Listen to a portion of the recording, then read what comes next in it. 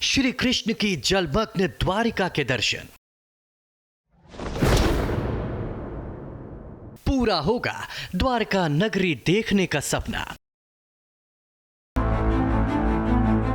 श्री कृष्ण की वो द्वारका नगरी जो समुद्र में डूब गई थी, जिसके किस्से आपने और हमने अब तक कहानियों में सुने हैं, अब उसे हम साक्षात देख सकेंगे।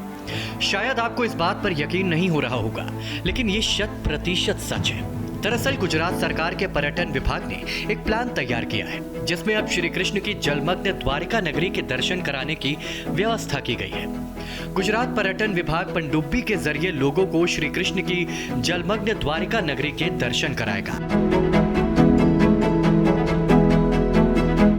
ये पूरी यात्रा 2 घंटे में पूरी होगी।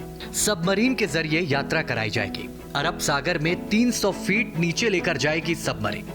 एक बार में इस सबमरीन में 24 यात्री सफर कर सकेंगे। यात्रा के लिए मजगांव डॉक शिपयार्ड कंपनी से करार किया गया है। इस प्लान से गुजरात के पर्यटन को भी एक नई ऊंचाई मिलेगी। गुजरात सरकार अगले साल से समुद्र में डूबी द्वारका नगरी को दिखाने के लिए सबमरीन टूरिज्म की शुरुआत करने जा रही है। इसके लिए सरकार ने MOU भी साइन कर दिया है। पर्यटन विभाग के अधिकारियों के मुताबिक वाइब्रेंट समिट में इसका औपचारिक ऐलान होगा। गांधीनगर के महात्मा मंदिर में 10 से 12 जनवरी के बीच वाइब्रेंट गुजरात ग्लोबल समिट होने वाली है। इस यात्रा के लिए सबमरीन में एक बार में 24 टूरिस्ट, 2 पायलट, 1 गाइड और 1 टेक्नीशियन मौजूद रहेंगे।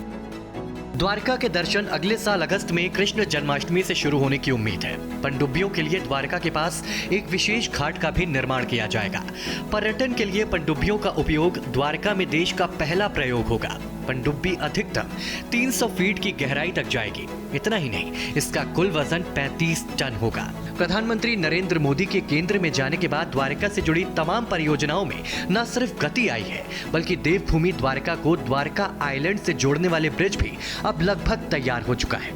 इसके साथ पनडुब्बी से पुरानी द्वारका के दर्शन की शुरुआत से देवभूमि द्वारका में पर्यटकों के बढ़ने की उम्मीद भी जताई जाने लगी है। Bureau report, Bharat express.